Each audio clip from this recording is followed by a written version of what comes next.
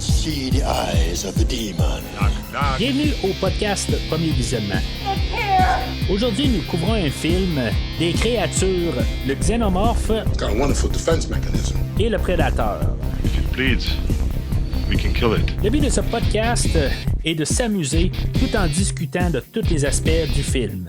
It's all right, I'm a cop. I don't think he gives a shit. Bien entendu, avant de commencer à écouter le podcast, je vous suggère fortement d'écouter le film car on va spoiler le film complètement. Get away from her, you bitch! Bonne écoute. Bienvenue dans une jungle au Mexique. Aujourd'hui, nous parlons de Predator, sorti en 1987 et réalisé par John McTiernan, avec Arnold Schwarzenegger, Carl Weathers, Bill Duke, Jesse Ventura, Sonny Landham, Richard Chavez, Shane Black et Kevin Peter Hall. Je suis Mathieu et j'ai vraiment une sale gueule.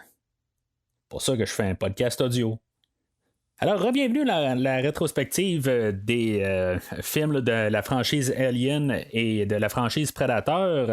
Un peu comme la franchise là, des slashers, ben il y a un croisé à trois quarts là, de chemin là, dans toute la rétrospective. Fait que pour ça que j'ai jointé un peu là, les deux franchises ensemble.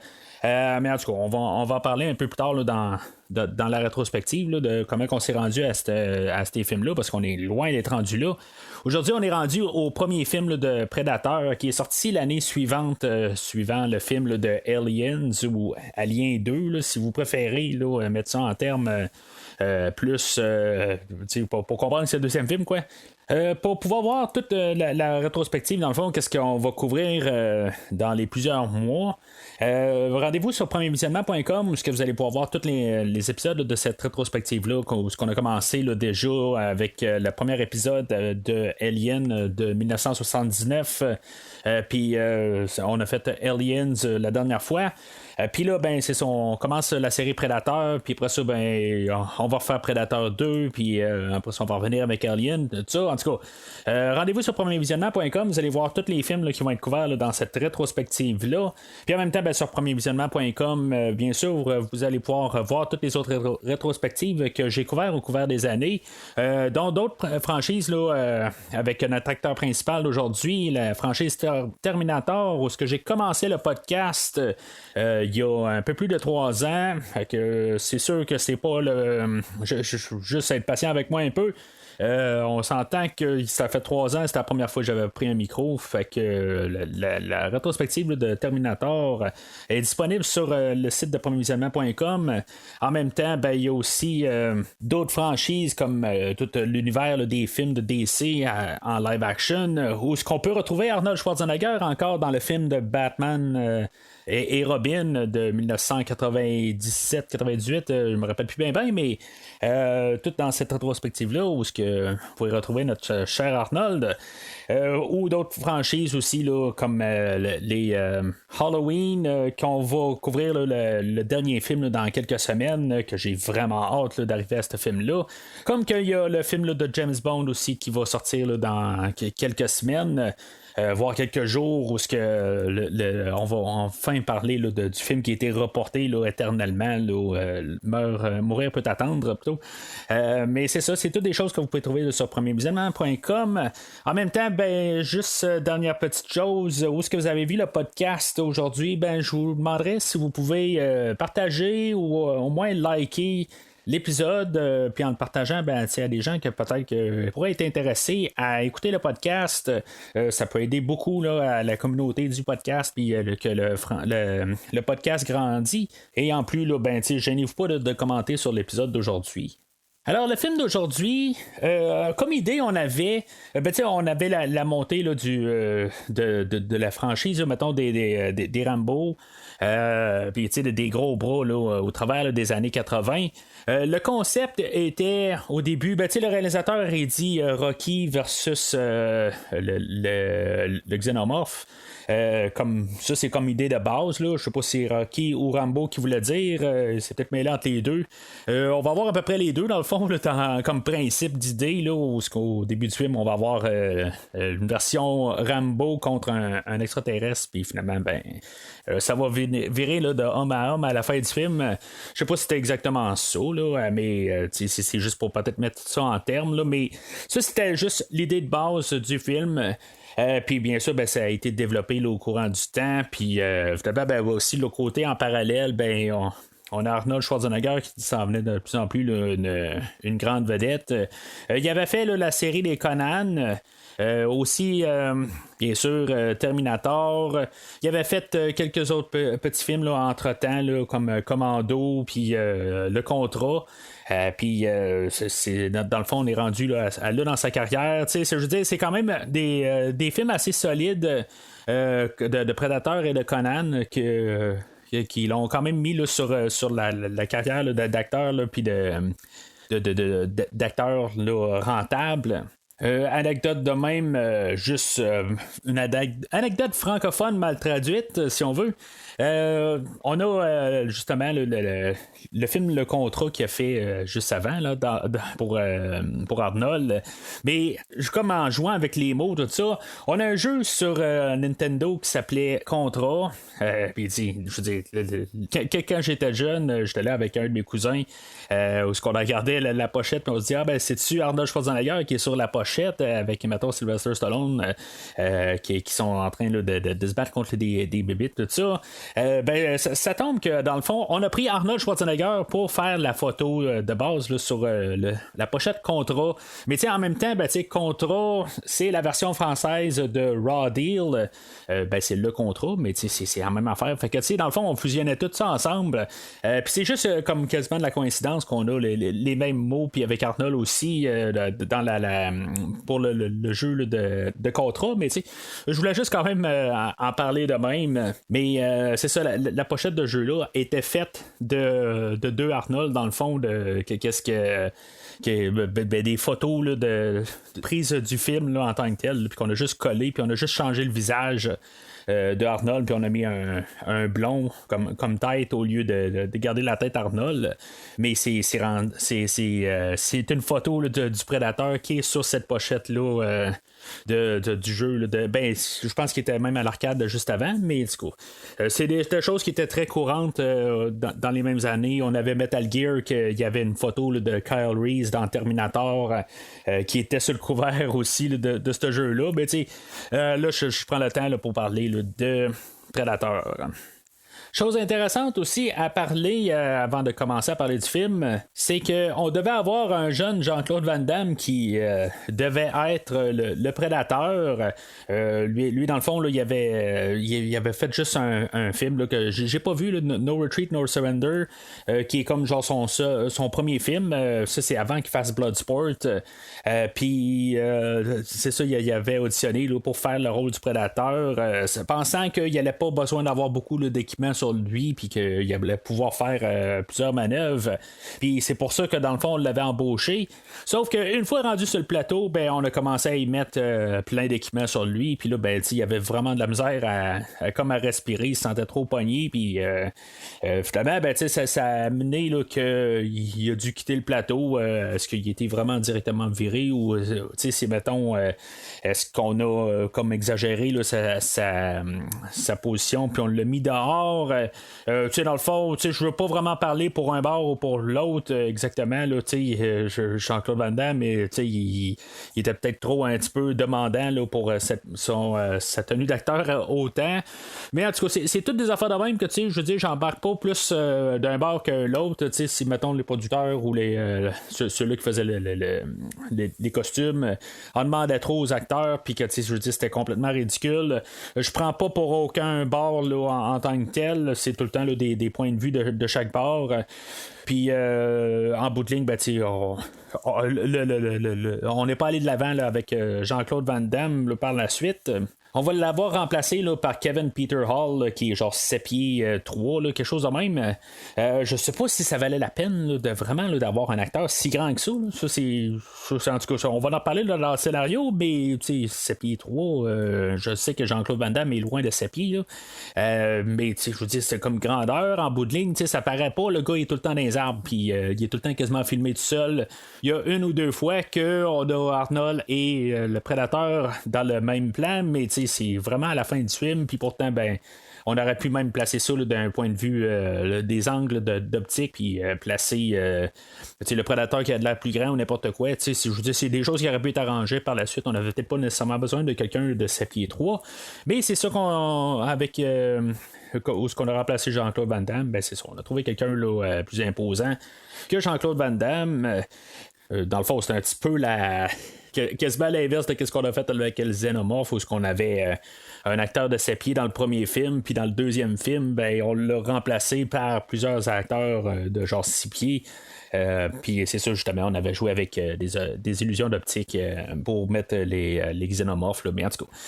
Une dernière petite chose qu'on va remarquer avant là, de commencer à parler du film là, proprement, c'est qu'on a un acteur là-dedans qui va être l'acteur qui va être le moins imposant, je pense, dans tous les acteurs là, qu'on va avoir. On a l'acteur Shane Black qui va être là, qui va faire partie du groupe du Major Dutch. Que lui, dans le fond, il était pris pour être juste un écrivain sur le film, là, peut-être pour pouvoir aider, là, pour pouvoir rajouter là, des petites notes par la suite. Si mettons il y a des petites choses rapides là, à faire. Puis cet acteur-là, dans le fond, il est devenu plus écrivain là, par la suite. C'est lui qui va avoir écrit là, les Larmes fatales, puis en tout cas plusieurs autres films. Puis c'est ça, dans le fond, il va ramener là, c'est lui qui va écrire là, le dernier film là, de la franchise des Prédateurs là, du film là, de 2018.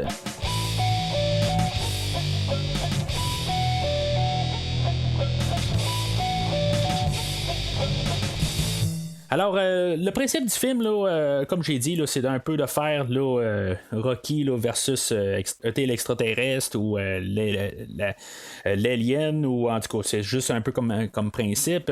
Là-dedans, on va avoir un peu un genre d'élément slasher, un peu comme qu'on avait vu là, dans le premier film d'Alien. C'est que, dans le fond, on a notre prédateur que lui arrive avec l'idée de tuer chaque commando un par un.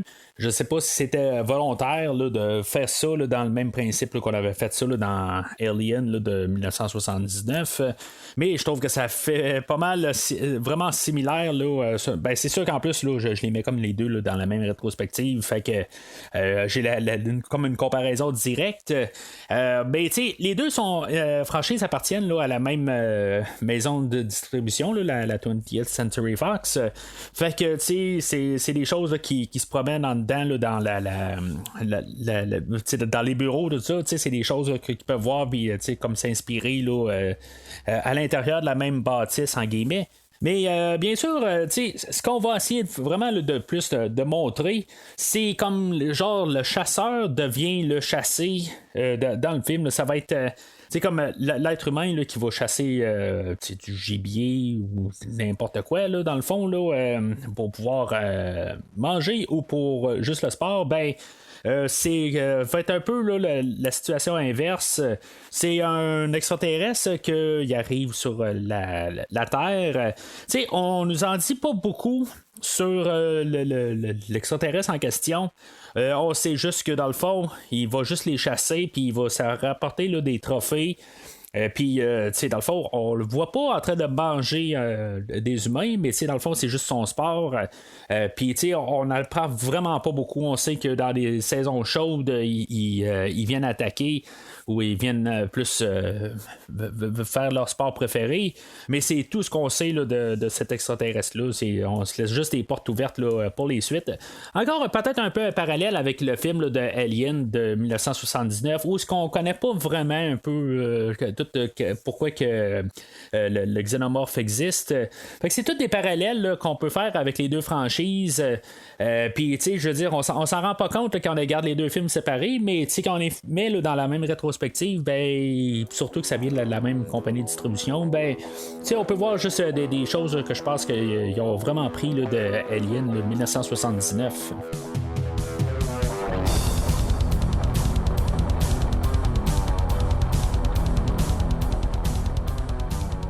Alors, le film ouvre dans l'espace, où on a un vaisseau là, qui laisse quelque chose sur la planète Terre, puis on saute directement là, avec notre arrivée là, de toute l'équipe du Major Dutch en hélicoptère. Là, pour le début déjà là, de voir que c'est un extraterrestre qui arrive d'ailleurs, je pense que c'est une idée quand même intelligente de suite de nous mettre ça en plein visage.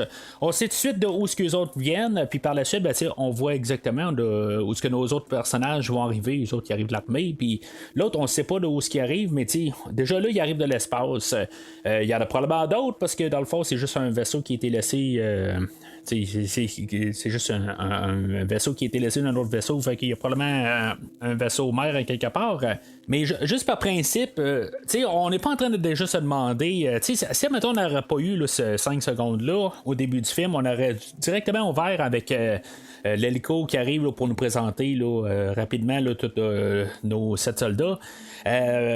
Sans cette scène-là, là, on se dit, bon, éventuellement, ces deux personnages-là vont, nos deux équipes vont se rencontrer à quelque part dans le film, mais on serait comme tout le temps en train de se demander c'est quoi, puis, c'est pas quelque chose qui serait mal en question en idée, mais, c'est à savoir exactement comment que ces deux-là vont partir. Puis là, on sait déjà que ces deux entités-là existent en partant, puis c'est juste, on attend juste quand est-ce là, qu'ils vont faire un face-à-face. Fait que on va te présenter là, à toute l'équipe là, qui va débarquer là, de l'hélicoptère, puis après ça, on a Dutch là, qui va rencontrer un des généraux, puis qu'il va se faire donner une mission là, parce qu'il y a un genre de ministre là, qui s'est fait kidnapper là, d'un hélicoptère, puis un escadron à quelque part, puis justement c'est ça, il doit être envoyé là. Pendant ce meeting-là, il y a pourquoi qui a été choisi, c'est le personnage de Dylan là, qu'on va nous présenter assez rapidement. Là. Dans le fond, pour Dutch et Dylan, ça va être comme un peu. On a pris Carl Weathers, que lui, il avait quand même une bonne carrière, là, plus ou moins.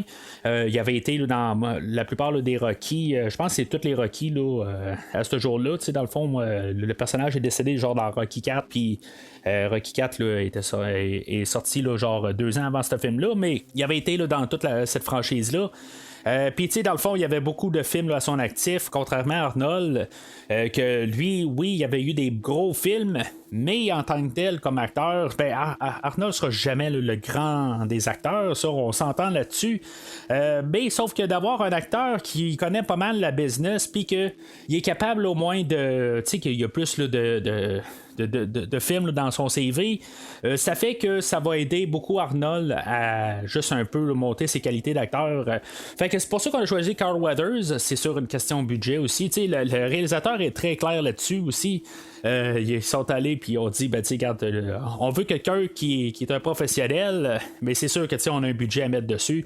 Je sais pas qu'est-ce que ça veut dire sur Carl Weathers. Par contre, ça veut dire t'es bon, mais t'es bon à petit budget là. Je pense que c'est ça que ça veut dire, mais c'est quasiment chier un peu. Mais en tout cas, il faut peut-être pas passer trop à l'idée. C'est quand même lui qu'on est tombé dessus pour dire que t'as plus là, de bagages que Arnold Schwarzenegger, puis que dans le fond tu vas pouvoir rehausser là, la performance là, d'Arnold, puisque t'as plus de bagages, comme je l'ai dit. C'est ça, dans le fond, là, son rôle un peu, c'est que Arnold ait quelqu'un à parler qui puisse un peu expliquer là, ce qui se passe un peu, puis qu'il soit dans sa tête, puis juste un peu là, pour sortir un peu de la performance d'Arnold. Puis c'est ça, puis pour mettre un peu une histoire de fond, pourquoi que Arnold et son équipe là, doivent se ramasser là, dans la jungle. C'est vraiment un peu ambigu comme histoire. Ça prend 10 minutes, puis nos soldats sont déjà dans la jungle. L'histoire, là, elle avance là, assez rapidement. Puis ça, c'est une bonne affaire aussi. Là. Tout au long du film, la cadence, là, elle avance au bon pas. C'est pas long. C'est comme je dis, en 10 minutes, on sait pourquoi que nos soldats sont là. Dans le fond, ils sont là pour aller rechercher un hélicoptère là, qui a été ramassé là, par une petite armée là, du Mexique, là, puis c'est ça dans le fond. Eux autres, leur mission, c'est d'aller rechercher là, le ministre au travers de ça. Là-dedans, il y a un agenda caché qu'en bout de ligne, c'est ce qu'on va apprendre, là, c'est que plus qu'il y avait la petite armée là, en question, elle allait venir faire du grabuge un peu plus tard, puis que vraiment on se sert là, de l'équipe de Dutch, pas pour aller chercher le ministre, mais pour détruire, pour tout tuer là, cette armée-là en tant que telle. Fait que c'est sûr que ça va fâcher Dutch un peu plus tard, puis il dit même là, dans ses premiers discours là, au début, avec le général, puis que en bout de ligne, lui, c'est pas des assassins. Son équipe, là, c'est pas des assassins, c'est des gens qui vont. Ils vont extraire là, des prisonniers. C'est ça leur mission, c'est pas d'aller assassiner. Là. Mais c'est ça, on va l'utiliser pour assassiner. Honnêtement, depuis le nombre de fois que j'ai vu ce film-là, j'ai peut-être vu une vingtaine, là, trentaine de fois ce film-là, j'ai vraiment jamais pris le temps de vraiment comprendre exactement pourquoi qu'il y a cette histoire-là, exactement, qu'est-ce qu'elle vaut. Ce qu'il faut comprendre, je pense, puis ça m'a jamais empêché là, d'apprécier ce film-là.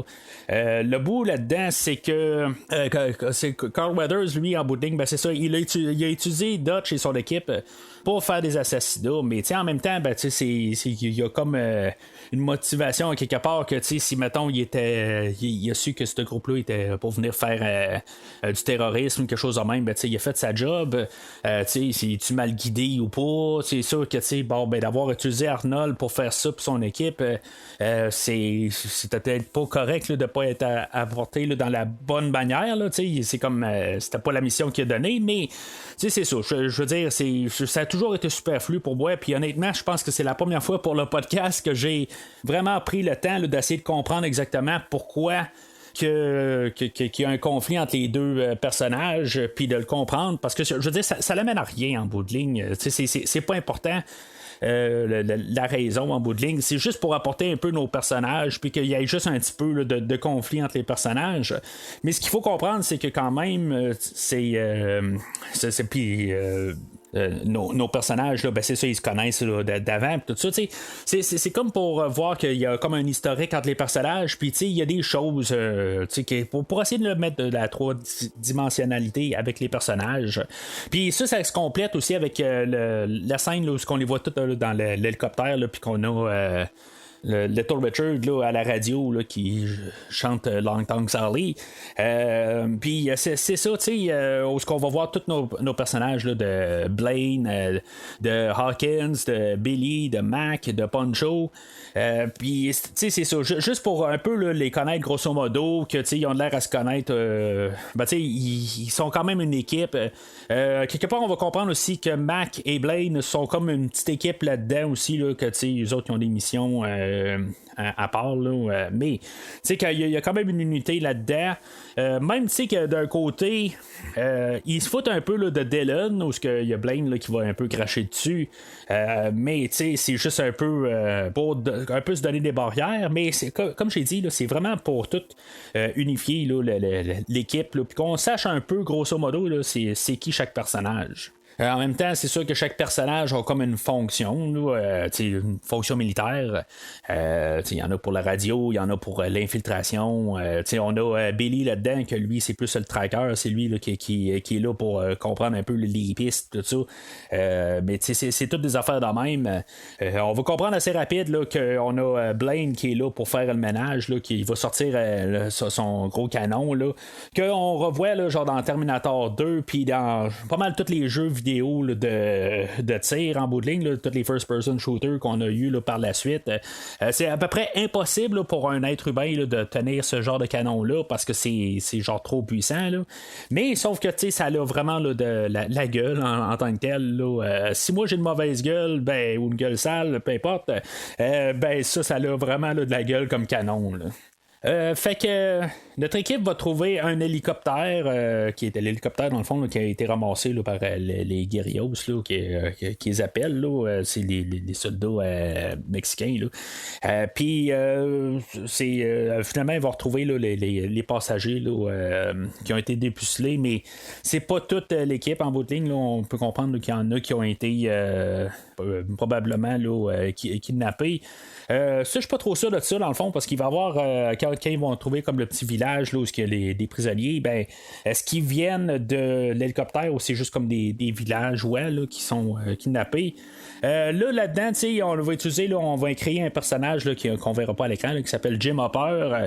Je suis juste en train de flasher ça en parlant de ça. Un jour, on va probablement avoir un genre là, de prequel ou quelque chose de même où est-ce qu'on va voir ce personnage-là, voir qu'est-ce qui s'est passé là, dans comme le premier voyage là, du prédateur avant ce film-là. Là. Je suis comme quasiment surpris qu'on n'a pas eu ça. Ça veut pas dire qu'on va avoir ça, mais si mettons ce film-là était fait aujourd'hui, ça on aurait le livre prequel qui parlerait de ça par contre. Là, que, on a trouvé le personnage de Jim Hopper, là, que lui c'était le personnage principal là, de notre livre, quelque chose en même. Là. Ça c'est sûr qu'aujourd'hui on aurait ça. Mais je suis quand même surpris là, que l'autre côté, que on n'a pas eu encore le film prequel où on va voir les aventures de Jim Hopper là, juste avant d'arriver là, face à face au prédateur, puis que finalement il y a eu un combat contre le prédateur, mais le prédateur l'a ramassé là, mais en tout cas. Ce qui est le fun à noter, c'est que l'hélico qui a été utilisé, qu'ils trouvent dans le fond, c'est la même hélicoptère qu'ils vont faire sauter un peu plus tard. Puis dans le fond, ils l'ont juste comme ramené là, sur un autre set là, qui avait été exposé. Ils n'ont pas pris deux hélicoptères, là, ils ont recyclé les choses. Mais ça paraît pas, c'est juste en écoutant le commentaire du réalisateur là, qu'il a parlé de ça. Puis ça a du sens en bout de ligne. Plus tard, ils vont faire sauter un hélico là, quand ils vont ramasser là, l'armée là, des guerrillos. Puis cet hélicoptère-là, c'est ça. Elle va devenir là, l'hélicoptère là, qui cherchaient eux autres là, quelques minutes avant. Fait que c'est ça, à 20 minutes du film, ils vont trouver un village je sais pas s'il a été envahi là, par les guerrillos. C'est exactement quoi là, cet endroit-là. Ça me fait même penser au début du film, quand on voit là, à l'arrivée là, de nos personnages, ils ont de l'air être en train là, de. Je sais pas s'ils sont au Vietnam, sont où exactement là, sont en train là, d'avoir. On voit que c'est une présence américaine. Sur un genre de village, quelque chose de même. Je le sais pas exactement. C'est quand même assez étrange au début du film. Ça, je vais comprendre en fait contexte des années 80 où est-ce qu'on va être là. Le petit village là, qu'on voit là, qu'ils vont trouver au milieu de la jungle, il va y avoir genre des Russes là-dedans, puis je veux dire, on est dans les années 80, on est pas mal à la fin là, de la guerre froide, par contre là, encore avoir là, des Russes là-dedans. Je sais pas pourquoi. Mais en tout cas, je veux dire, on continue un peu la thématique là, des 80. Le russe en question qu'on voit, là, c'est la doublure là, d'Arnold Schwarzenegger là, qu'on a vu là, dans le premier film de Conan. Puis qu'on voit là, dans beaucoup de films là, d'Arnold. Là, c'est sa doublure. Là, puis dans le fond, il trouve tout le temps comme un genre de petit rôle à l'écran quand même là, pour lui montrer le visage. Parce que normalement, on voit juste la carrure ou des pieds ou des affaires de même là, quand on a besoin d'Arnold, mais que Arnold est en train de fumer ses cigares là, dans sa caravane à lui. Alors on a une scène où c'est ça, il arrive au village puis dans le fond on avait eu le film de Commando 2 ans avant je pense avec Arnold, puis dans le fond on nous met ça en début de film là. C'est pas mal la même affaire où on a l'équipe Arnold puis qui vont tout tuer là, toute l'armée des guerrillos. Dans le fond il y avait un plan, puis tout le monde fait le plan là, comme qu'ils ont dit, puis il y a Dodge qui arrive là-dedans, puis que lui, il décide là, que non, ça va aller différemment. Là, il y a un genre de troc qui sert comme moulin quelque part là, pour faire leur électricité, puis le nourriture, je sais pas trop. Puis lui, dans le fond, va débarquer ça, puis finalement, le troc, il y a plus de roues, mais il n'y a pas de problème. Il roule dans un autre bâtisse, puis là, dans le fond, ça cause la zizanie, puis toutes les explosions. C'est ça, je pense, un peu qu'on voulait faire. C'est juste, dans le fond, mettre pour montrer là, comment que nos personnages sont forts. Il y a juste Blaine qui va avoir reçu une balle à quelque part, puis toutes les autres là, vont avoir tout décimé, là, carrément, là, toute l'armée là, des guerrillos. Il n'y a pas de problème. Là, je veux dire, ils sont vraiment dévastateurs. Juste les 7 personnages ils sont capables là, de prendre une petite armée à eux autres. Mais comme j'ai dit, si on se réfère à 2 films avant, juste Arnold est capable là, de prendre 3 fois là, la quantité là, de l'armée qu'on a. Là. Mais c'est ça, je pense qu'on voulait un peu mettre là, tout de suite cette idée-là de mettre que notre équipe est intuable, puis je sais pas si on n'aurait pas dû justement essayer d'avoir un personnage qui meurt là. Juste une question de mettre un petit peu de réalisme là-dedans. Mais comme je dis, peut-être que ça nuit justement à l'idée que notre équipe est pas infaillible. Puis je pense que c'est ça qu'on voulait faire, c'est juste la mettre justement là, qui est super, que je dirais intuable. Là. Fait que quand on a le prédateur qui est tué, ben ça a plus d'impact parce qu'on sait que sont super, qu'ils sont capables là, de prendre une armée là, à eux tout seuls. Là. Son of a bitch is dug in like an Alabama tick. You're hit. You're bleeding, man. I ain't got time to bleed. Okay.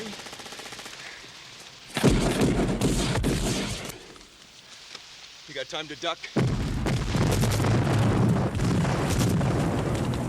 Alors, à la suite de ça, ben, c'est là qu'on ils vont chercher, voir si, mettons, il y a des survivants, puis finalement, ben, tu sais, ils vont trouver là, le personnage là, de Anna qui va les suivre là, tout le long par la suite.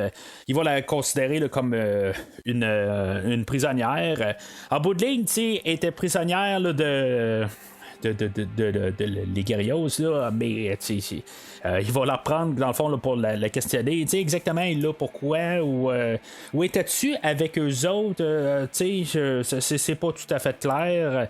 Mais juste parce que c'était une fille, ben, à l'époque, ben, on fait juste comme peut-être mettre un peu de diversité, puis on la prend pas comme menace en bout de ligne. Si ça avait été un gars qui aurait assommé, je pense qu'il l'aurait pas tué. Il l'aurait tué carrément, puis il l'aurait jamais amené avec eux autres.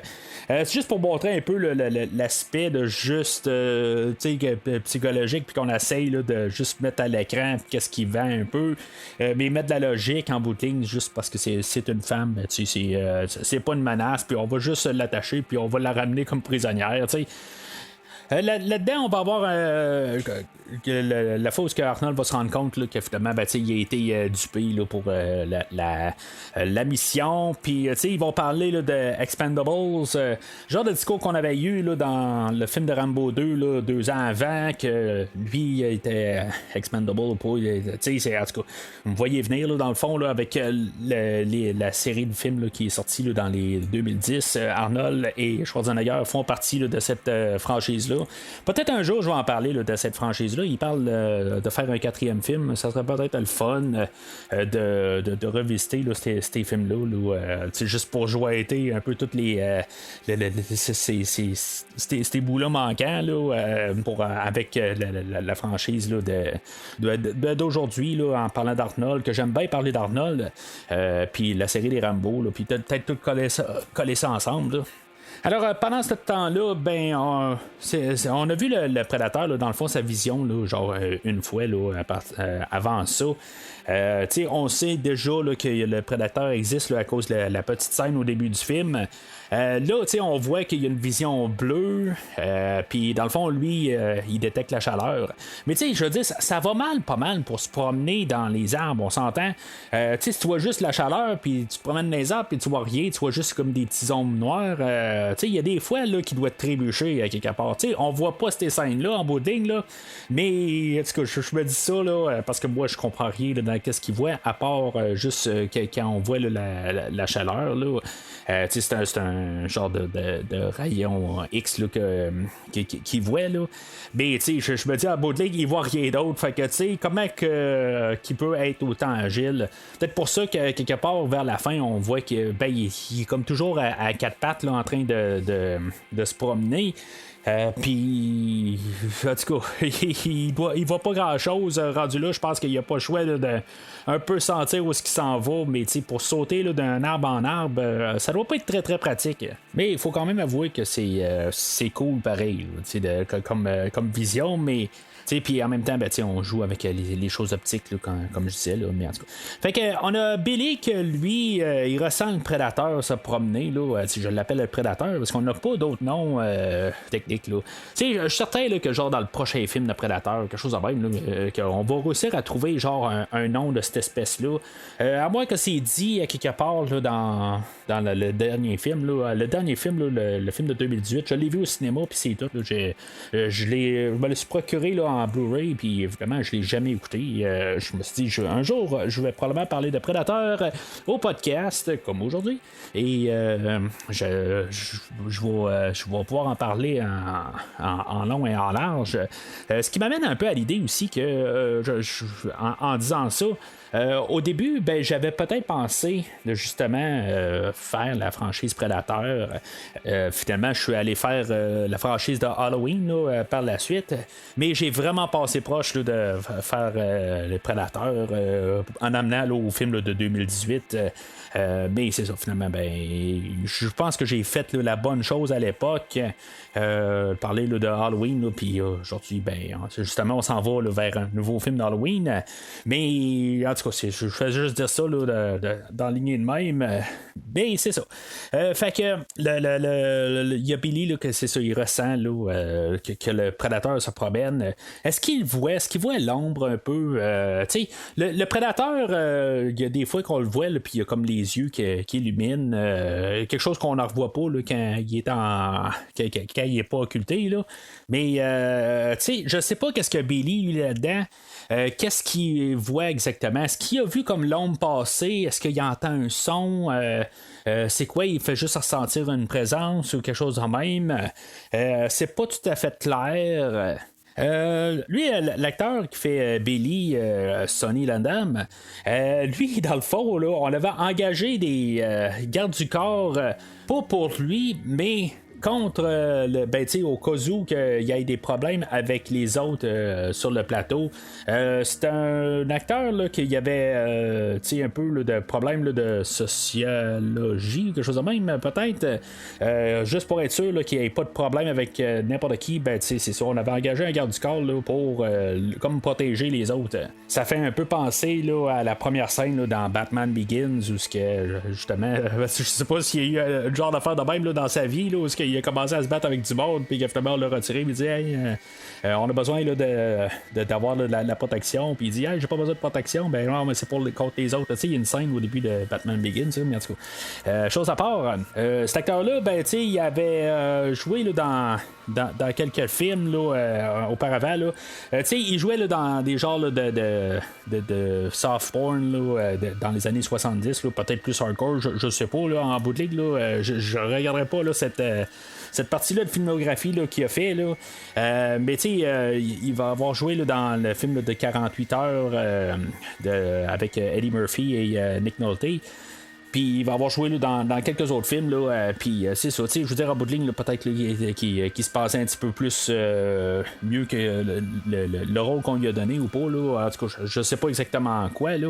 Mais il faut remarquer que tout le monde qu'il y a là, dans ce film-là, c'est tout le monde là, avec des gros bras, puis on joue vraiment là, avec tous les films d'action là, du temps, là, où on avait eu le Rambo, puis même Schwarzenegger avec Commando, puis c'est avec ça qu'on joue, puis c'est dans cette ère-là. Même Aliens, l'année précédente, avait joué avec ça. On n'avait pas sorti nécessairement là, les gros bras musclés, mais on avait sorti là, tout le côté aspect guerre, puis les gros canons, puis tout ça. On joue avec ça, puis ce film-là est basé pas mal là-dessus. Là. Fait qu'à partir de là, c'est là où on va arriver là, au personnage de Hawkins qui est joué par Shane Black.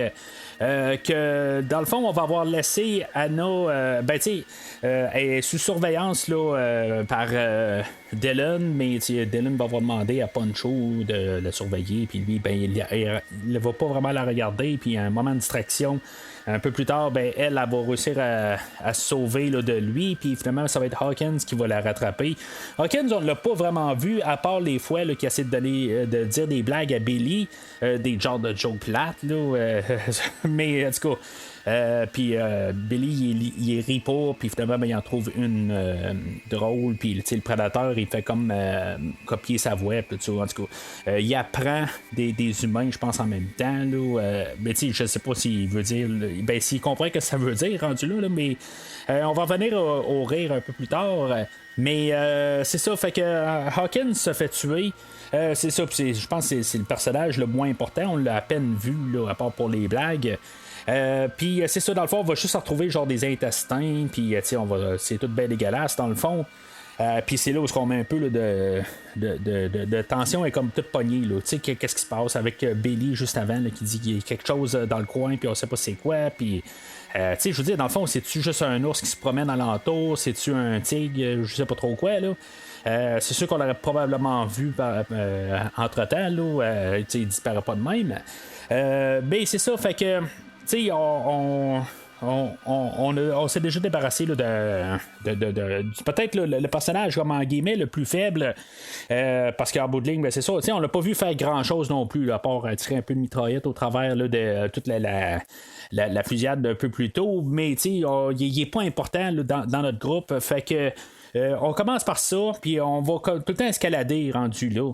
Il faut remarquer aussi qu'on est la même quantité là, de personnes que dans le premier film d'Alien, où on était 7 personnages, puis finalement ben, on avait un 8e personnage qui était le Alien. Là, on est parti avec 7 personnages au début. Le 8e personnage est Anna. Puis finalement, ben, c'est ça, on commence à les enlever un par un. Mais Anna, honnêtement, elle sert pas à grand chose, là, à part là, pour peut-être donner un peu un historique sur le personnage du prédateur, je veux dire. Elle sert absolument à rien. Là. Je pense que c'est juste un peu pour mettre une fille là, dans le groupe là, pour les féministes. Là. Je pense que c'est un peu ça là, qu'elle sert, mais c'est tout. J'avais déjà lu à quelque part qu'il avait essayé là, de trouver une manière là, de peut-être avoir une genre d'histoire d'amour avec Dutch quelque part. Mais tu sais, c'était dans la conception au début. Là, mais tu sais, je veux dire, il n'y aurait eu aucun moyen là, d'avoir une relation. Là, dans ce film-là. Puis je suis content là, qu'on n'a pas essayé du tout. Là, c'est vraiment pas le film là, pour essayer là, d'avoir aucune amitié. La seule affaire qu'on peut essayer qu'on a joué avec ça, je pense, c'est le personnage là, de Mac et de Blaine, qu'ils ont vraiment une bonne amitié. Jusqu'à quel point, je pense qu'on veut pas aller vraiment sur ce terrain-là. Pas en 1987. Je pense que si on leur ferait aujourd'hui, ben, je pense que ça serait pas mal plus que juste des copains de guerre, je pense ça, mais je pense que c'est le plus là, qu'on est allé. Puis je pense avec de droit en bout de ligne, je veux dire, tu peux pas aller là, dans trop profondément là, dans cette situation-là de guerre et de survie. Là. Fait que, tu sais, ce qui va être quand même assez intéressant quand on regarde le film, puis on est vraiment attentif, c'est que nos personnages, ils bougent pas vraiment en bout de ligne. Rendus là, ils vont rester quasiment sur place. Une fois que Hawkins meurt, ils vont comme un peu se disperser à genre 50 mètres là, de distance entre chaque. Je sais pas si c'est une bonne idée rendu là. Je comprends qu'ils veulent essayer là, de trouver le corps de Hawkins, voir où ce qui est le reste, quand il est juste suspendu là, en haut d'eux autres. Là. Fait qu'ils trouveront pas dans le fond. Ce qui m'amène à penser un peu pourquoi que le prédateur un peu plus tôt il les a tous dépecelés. Là. On avait vu là, les 3 passagers là, de l'hélicoptère là, qu'il n'y avait plus de peau. Puis pourquoi que lui il a encore de la peau. Ben, il n'a pas eu le temps rendu là peut-être de faire terminer sa job là, en guillemets. Là. Mais en tout cas, c'est pas long. Fait qu'après ça, on voit nos personnages là, qui sont comme en train là, d'avancer tranquillement, puis essayer là, de comprendre là, où ce qu'ils peuvent trouver. Ben, pas comprendre, là, mais essayer de trouver Hawkins. Puis là, ben, ça va être la fin là, du personnage là, de Blaine. Quelque chose que je me suis toujours posé comme question, c'est que là, tu sais, lui, il est là avec sa cracheuse, je pense qu'il appelle en français, là, Painless, dans la version anglaise. Puis, il va voir genre une genre de moufette. Puis, il y a quelque chose qui va y sauter au visage. Puis, je sais pas exactement c'est quoi. C'est-tu le prédateur qui a tiré sur la moufette, puis ça y a revolé au visage? Ou c'est Blaine qui va recevoir 2 coups? Je pense que c'est ça en bout de ligne. Le prédateur va tirer la moufette. Pourquoi il va tirer la moufette? On s'en fout rendu là. C'est pas comme si c'était une menace pour lui. Là. En bout de ligne, en même temps, ça va donner comme sa localisation. Puis dans le fond, techniquement, la moufette aurait été en face de lui. Plutôt le prédateur aurait été en face de lui. Fait qu'il l'aurait vu en bout de ligne. Parce que la moufette était entre lui et le prédateur. C'est pour ça qu'il se retourne de bord. Puis après ça, le prédateur il tire dans le dos. C'est juste une question. Là. En tout cas, moi, c'est comme ça je le vois. Pourquoi est-ce que le prédateur, c'est ça, il a retiré la moufette? Fait que c'est là, d'un côté, je me dis, c'est quasiment pas logique. Parce que là, Blaine, s'il faut qu'il se retourne de base, c'est parce qu'il voit qu'il y a quelque chose en arrière ou qu'il l'a reçu sur lui. Fait que ça marche pas. En bout de ligne, peut-être qu'il voulait juste comme un peu éviter là, la moufette rendue là, pas se faire asperger. Ce qui serait peut-être pas une mauvaise idée non plus.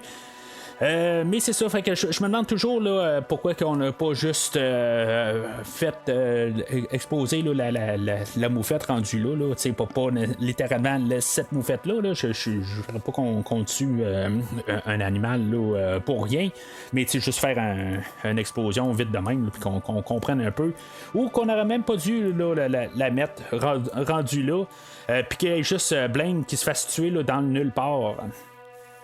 Bien sûr, Mac est pas loin de là, puis il va arriver là, assez rapidement là, sur les lieux, puis il va voir le prédateur se sauver, il va voir l'ombre, puis tout d'un coup il va se mettre à tirer, là, essayer là, de tuer le prédateur, puis il va être fâché de ça.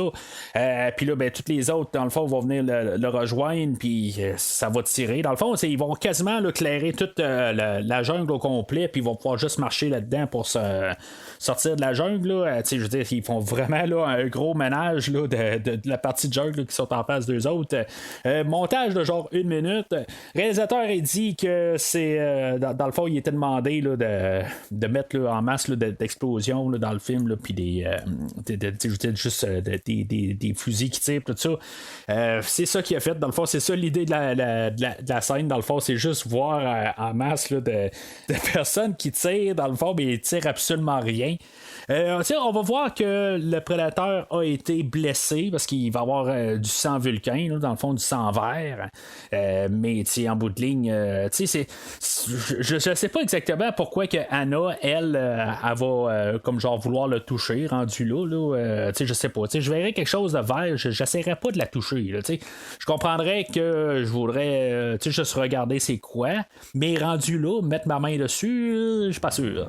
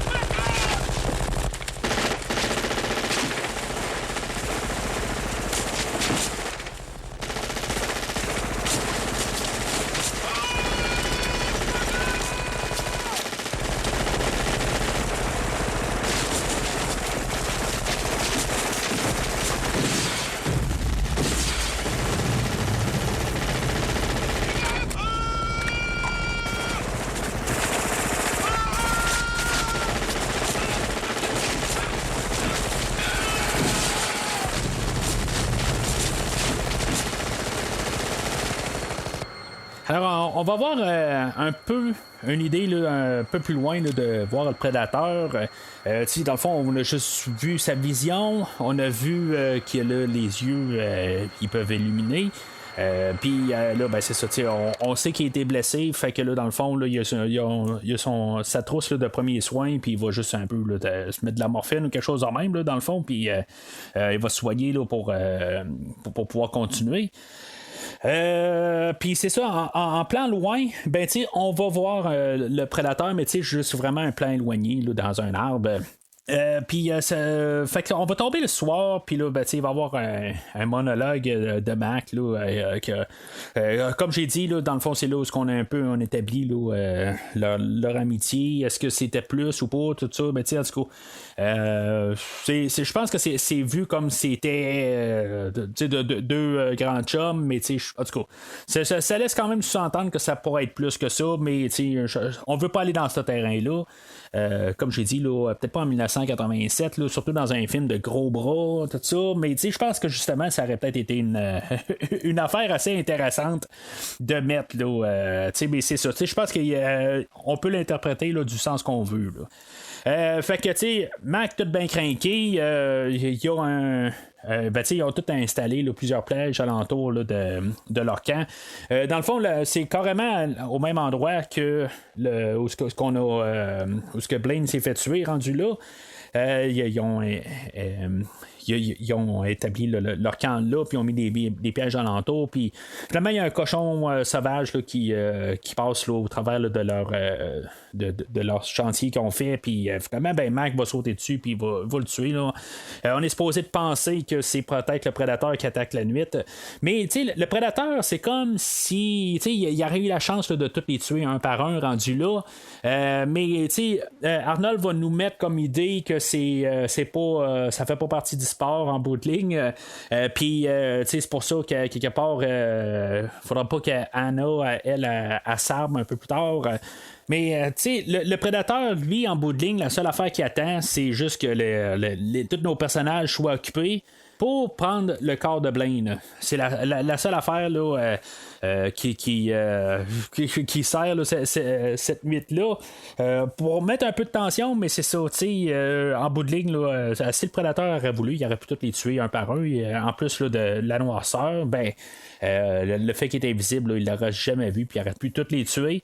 Mais c'est ça, c'est pas le but du prédateur, mais il y a des affaires qui vont passer un peu là, rendu là. Plus tard, où ce qui va tuer Poncho, ça va être comme un peu gratuit rendu là. Mais c'est ça, je veux dire, il y a des fois qu'il il va sur deux mesures rendu là. Bon, Poncho était armé, là, mais en tout cas, on va en parler là, dans quelques minutes de ça, là. Fait que c'est ça, le corps de Blaine va disparaître, puis ils vont se réveiller le lendemain. Probablement qu'ils n'ont pas dormi bien, mais ils vont décider de rester encore sur place puis à remonter d'autres pièges. Le prédateur en bout de ligne, ils savent qu'il y a probablement quelqu'un qui est alentour rendu là. Il peut probablement voir qu'eux autres ils montent des pièges rendus là. C'est là où même Dutch va arriver puis il va dire il va ramasser Anna puis là il va dire là parle là. Arrête là, de faire semblant que tu parles juste espagnol là.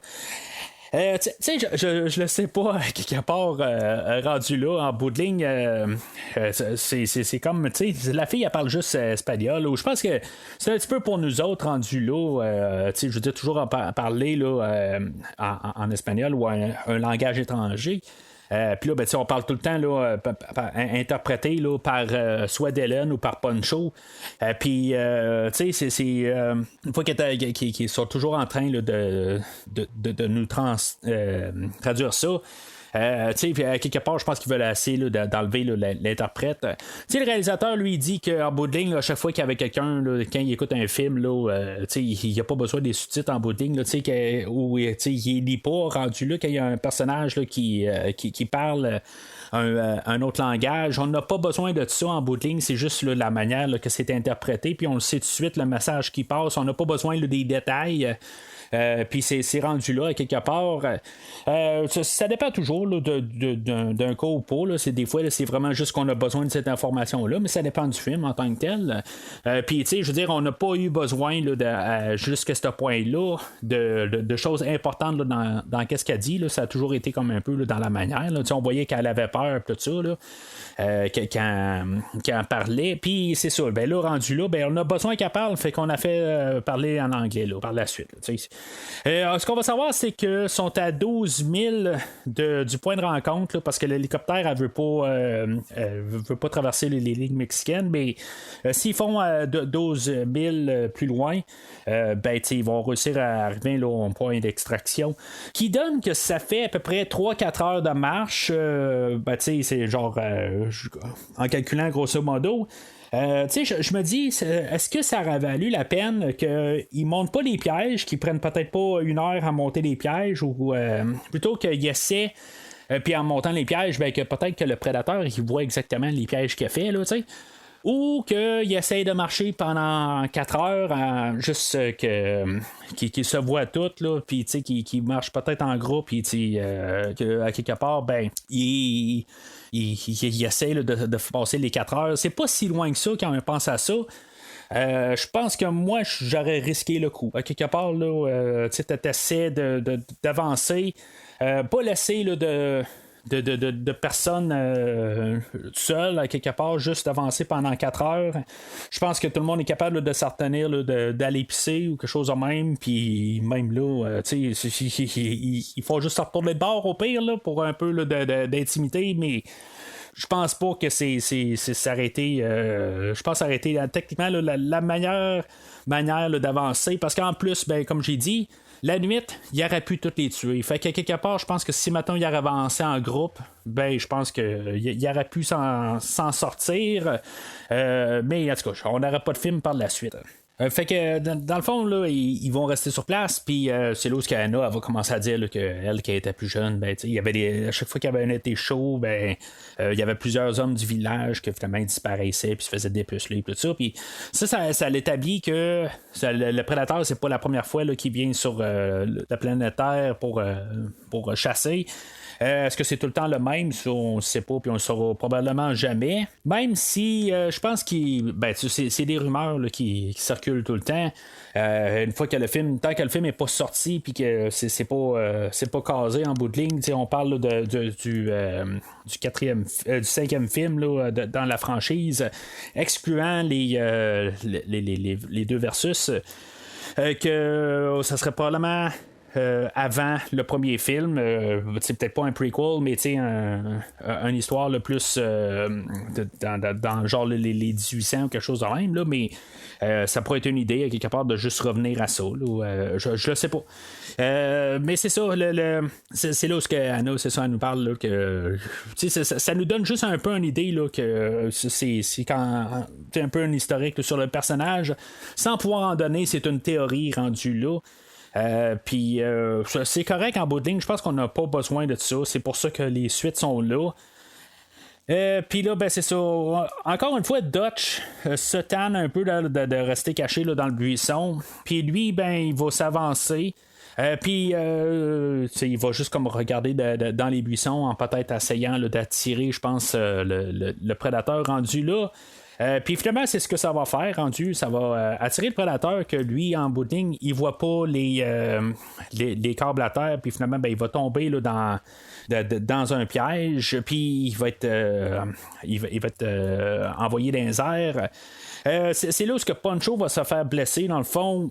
C'est ça l'affaire un peu, c'est que le prédateur il se fait tirer dans les airs, mais c'est comme s'il a vu les pièges pareil, parce que là c'est comme il va essayer là, de tirer où il y a un tronc d'arbre qui était suspendu puis qui va tomber, qui va partir, puis qui va ramasser Poncho carrément.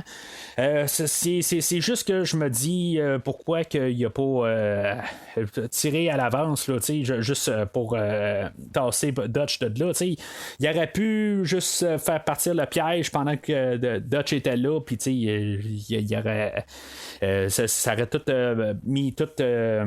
Ça aurait tout fait planter leur plan. Là, je ne sais pas rendu là de la manière. Je comprends que point de vue scénario, c'était la chose logique. On pouvait pas tuer Arnold ou on pouvait pas le blesser gravement pour pas pouvoir revenir là, pour la fin du film. Mais peut-être qu'on aurait pu faire ça justement, qu'il aurait été blessé puis le prédateur l'aurait pas tué jusqu'à la fin du film. Là. Ça aurait peut-être été un petit peu plus plate là, pour se rendre là parce qu'il n'y aurait pas eu de suspense avec Arnold. Mais puis tu sais, genre on aurait eu tous les autres personnages seraient fait tuer vers la fin, puis finalement Arnold serait repris là, après là, genre 6 heures là, de repos ou quelque chose de même là, puis c'est ça, le prédateur l'aurait pas tué parce qu'il dormait genre. Fait que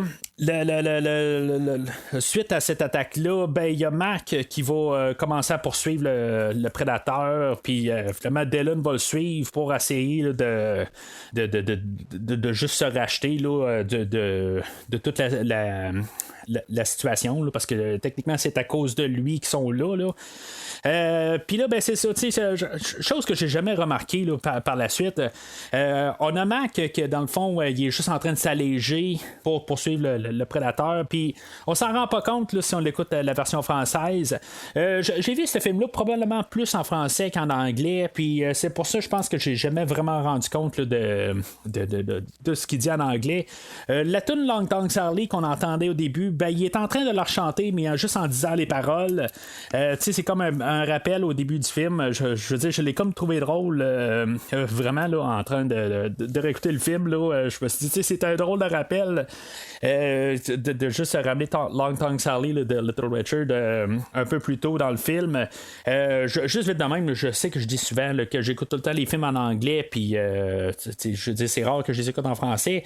C'est sûr qu'avant, quand ils passaient sur super écran, puis ça aussi, je le dis souvent, que quand j'écoutais les films sur super écran, ben super écran est en français, et c'est généralement là, tous les films je les ai vus en français avant de les voir en anglais. Puis c'est ça, ben, je veux dire, en bout de ligne, c'est pas un film que j'ai nécessairement visité beaucoup pendant plusieurs années, puis j'ai commencé à la revisiter là, une fois que je l'ai eu sur Blu-ray. Mais c'est ça, en bout de ligne, c'est comme tout le temps la version française qui me reste dans la tête, pareil. Puis c'est ça, fait que je me suis jamais rendu compte là, pour la chanson de Long Tongue Sally, là, à part quand je prenais mes notes là, pour le film là, pour le podcast aujourd'hui. Fait que Mac et Dylan vont se retrouver, puis finalement, ils vont faire un plan là, pour pouvoir encercler le prédateur. Dylan va passer là, par le revers, puis Mac il va y aller par en avant. Rendu là, pourquoi que sont pas en train de justement essayer de le viser puis de le tirer là, personne bouge, ben, c'est le temps de prendre ton fusil puis tu vises puis tu tires, pas genre arriver là, dans sa face là, puis je veux dire, tu sais pas à quoi t'attendre, il est quasiment invisible, tu sais pas exactement qu'est-ce qu'il fait. Mais c'est ça, en bout de ligne, il est peut-être trop loin, puis les armes sont pas assez précis. Ça je peux le comprendre aussi, là, mais en tout cas, là, il pense que le prédateur les voit pas, mais finalement, Mac va le comprendre assez. On va y mettre ça dans la tête, littéralement, là, que le prédateur sait où ce qu'il est. Selon sa vision, on sait qu'en bout de ligne, là, il était probablement en train de les regarder rendus là, mais eux autres le savaient pas. Fait que Mac, c'est ça, je trouve toujours ça quand même assez le fun, cette petite scène-là, où que Mac est en train là, de se glisser au travers là, des branches pour essayer de se rapprocher du prédateur. Il pense qu'il est tout il est invisible, puis il fait bien ça là, en bout de ligne, puis il est très silencieux pour se rapprocher, puis finalement, il y a juste comme les 3 petits points rouges qui vont apparaître, puis que finalement, il va se demander c'est quoi, puis il va se pointer, puis pour regarder d'où ce que ça vient, puis finalement, le prédateur va lui faire sauter la tête. Mais c'est ça, puis il y a Dylan qui fait le tour. Puis que finalement il se rend compte là, que Mac a été tué. Tu sais, Mac, je trouve que la manière que ça va, ça fait très nonchalant du prédateur. C'est comme il fait sauter la tête, puis il se tasse de là, tu sais. Puis finalement, quand Dylan le voit, il est juste il est mort à terre, bien sûr. Puis le prédateur va tirer Dylan dans un bras, puis qui va faire sauter son bras va être coupé. Je trouve que c'est une finale assez brutale là, pour Dylan rendu là. Je veux dire, il se fait couper le bras, puis finalement, il n'a même pas le temps là, d'essayer de tirer sur le prédateur, puis le prédateur l'a ramassé. Je pense que avec même les deux personnages, je pense qu'ils mettent ça assez direct. Je pense qu'on aurait eu le droit de peut-être avoir juste un mini combat entre les personnages. Je pense que on aurait dû nous mettre ça, à quelque part, juste parce que Mac, ça finit rapidement. Puis Dylan, ben, tu sais, on a quand même. C'est comme notre second personnage depuis le début du film. Puis je pense que juste avoir peut-être le temps qui donne un coup, quelque chose de même, je pense qu'on avait le droit à ça. Je trouve juste que ça finit, là. Point de vue visuel, c'est parfait, tu sais, juste de le voir crier, tout ça, puis ça finit là. Je trouve ça correct. C'est bien fait, mais sauf que je pense qu'on avait le droit à un peu plus. Peut-être juste un 5 secondes de plus là, dans cette scène-là. Fait que le cri de Dylan est entendu là, par les autres personnages là, qui sont en train là, de se sauver. Là. Billy, ben, il décide là, que là c'est assez. Lui, il veut plus. C'est comme s'il veut plus avoir peur, quelque chose de même rendu là. Il traverse un tronc d'arbre qui traverse une genre de rivière ou un fossé. Puis lui, ben, il reste là. Il décide que si le prédateur a à les rattraper, ben, ils vont devoir passer par lui. Encore un combat qu'on ne verra pas. Dans le fond, on va juste savoir que Billy s'est fait tuer là, parce qu'on va l'entendre crier. Là. Encore une fois, peut-être qu'on aurait dû voir un petit peu plus. Là. On va voir un petit peu plus de Billy un peu plus tard, mais je trouve que des fois, c'est juste plate qu'on voit pas quelque chose là, qui on n'a pas de suite en bout de ligne.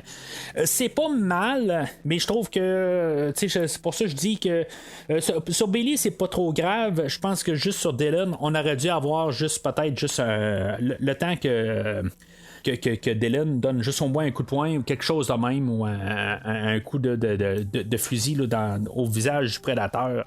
Juste une affaire de même, je pense qu'il aurait rajouté juste un petit peu plus. Mais c'est ça, avec Billy, c'est ça, on n'a pas plus par la suite. On voit que juste lui, il est craqué là, avec sa grosse machette, puis qu'il se coupe un peu sur le ventre, tout ça, pour ses pectoraux, là, pour montrer là, que c'est un dur à cuire, puis qu'il est prêt là, à tuer le prédateur. Fait que c'est ça, lui, il se fait tuer. Puis par la suite, ben, c'est ça, il nous reste juste Poncho et Arnold avec Anna. Là, il y a Poncho qui va se faire tuer de nulle part. Oui, Poncho, il a une arme, mais il est inefficace. On s'entend, là, il est blessé pratiquement mortellement. Je trouve que c'est un coup ce que le prédateur n'avait pas à faire rendu là. Dans le fond, il aurait dû tirer Arnold. Pendant le podcast, je sais, j'arrête pas de dire Arnold ou Dutch, là, mais j'espère que vous me suivez. Là. Mais c'est ça, pourquoi est-ce que le prédateur n'a pas tué Dutch? Je comprends. Encore une fois, point de vue scénario, on n'aurait pas eu de film s'il aurait tué Dutch. Mais le plus logique était de tuer Dutch.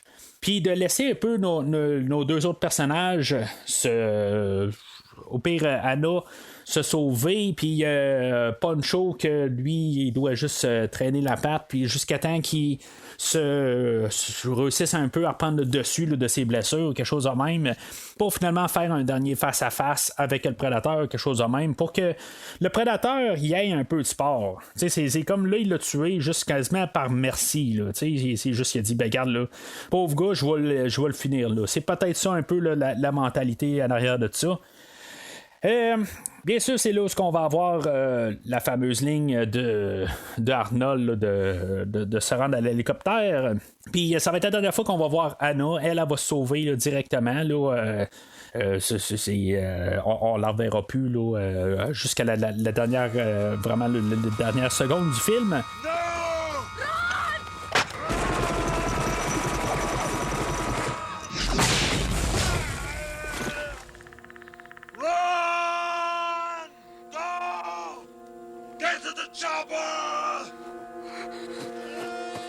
Mais tu sais, Arnold, il va être tiré dans le bras, mais tu sais, Arnold, je pense qu'on l'avait établi au début du film qu'il y avait un plus gros bras que Carl Weathers. Fait que lui, quand il se fait tirer par le prédateur, son bras reste là. Il se fait pas sectionner en deux, là, tu sais. Fait que.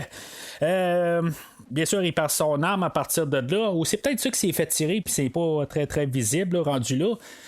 Ben, s'il s'est fait sauter l'arme de ses mains, probablement que les doigts auraient parti avec, là, ou quelque chose de même. Là, en tout cas, c'est pas clair tout à fait. Fait que Arnold va se sauver. Il y a une scène supprimée là-dedans où ce que Arnold il est en train de se sauver du prédateur, puis il est en train de sauter dans les buissons, puis le prédateur, dans le fond, il se met on voit ces 3 rayons laser qui pourraient y tirer dans la tête, puis finalement, ben, il décide là, d'y tirer juste en face de lui. Pas juste pour lui dire, regarde, bouge, là, c'est comme. Je suis content qu'on l'ait coupé, là, cette scène-là. Ça aurait été quasiment contre le personnage rendu là. Je veux dire, en bout de ligne, il aurait dit cours, mais tu cours pourquoi rendu là? Le prédateur, dans le fond, il veut l'attraper pour le tuer rendu là. C'est son sport. Son but, c'est pas juste de jouer avec rendu là. Peut-être avec Anna, au pire, je veux dire, il pourrait s'amuser juste à la faire courir un peu, puis finalement que ça finisse là. Parce que c'est ça, elle avait essayé de s'armer, puis finalement Arnold a dit non, regarde, prends pas d'armes, ça va te faire tuer si tu prends une arme contre lui. Là. Mais c'est ça, juste en finissant pour la scène supprimée, je sais même pas pourquoi qu'on l'a laissé le filmer là, pour qu'il joue avec Arnold rendu là. Le prédateur voulait attraper Arnold pour le tuer, puis je veux dire, il savait exactement où ce qu'il était. Je dis pas qu'il avait besoin là, d'être super loin pour le tirer au canon. En bout de ligne, c'est intercoupé là, par, j'imagine, la suite où ce que finalement Arnold va glisser d'une falaise, là, puis il va tomber là, dans la rivière, puis que finalement, ben, le prédateur va le suivre. Dans le fond, il veut peut-être jouer avec sa nourriture parce qu'il sait que c'est la dernière cible rendue là. Il sait que tout le monde est mort, mis à part Anna là, qui va se sauver. Arnold, c'est ça, il va tomber plusieurs. Il va même tomber dans une rivière, il va tomber là, dans d'une chute, puis finalement, ben, il va arriver sur une rive, puis finalement, ben, accidentellement, il va devenir plein de boue. Super bien camouflé, rendu là. Je pense que même si tu voulais le faire, il faut vraiment que tu le fasses par toi-même, là, mais pour le principe du film, là, il fallait vraiment qu'il y ait plein de boue sur lui. Puis c'est ça, le prédateur le verra pas. Mais juste en revenant, juste quand le prédateur tombe dans l'eau, c'est quoi? Le prédateur a sauté de super loin pour se rendre à où ce que Dutch est. Il sait où ce que Dutch est. C'est juste que là, tout d'un coup, en sautant dans l'eau, il va le perdre de vue parce que il va être rendu là, plein de boue. Puis c'est quand même une bonne scène rendue là où on a toute la révélation là, du prédateur. On arrête d'avoir là, quelques on l'a vu là, une couple de fois là, où il était grippé sur le bord d'un arbre, puis on le voyait là, de la tête aux pieds. Mais c'était une fraction de seconde. Là, on le voit là, très clairement. On le voit là, que dans le fond, il est en train de chercher Arnold, puis il le voit pas, mais là, il voit un rat qui se promène, puis il va tirer dessus. Je me dis en même temps, c'est comme aux les yeux d'Arnold, où je veux dire, il respire. Il y a quand même un peu de genre de chaleur qui est dégagée, quelque chose de même. Puis le prédateur, là, s'il est capable de voir un rat ou une souris qui se promène, il est probablement capable de voir un peu de chaleur qui est évacuée d'Arnold. Mais c'est correct, on n'aura pas de film. Là. Le film finirait assez brusquement là, si c'était le cas.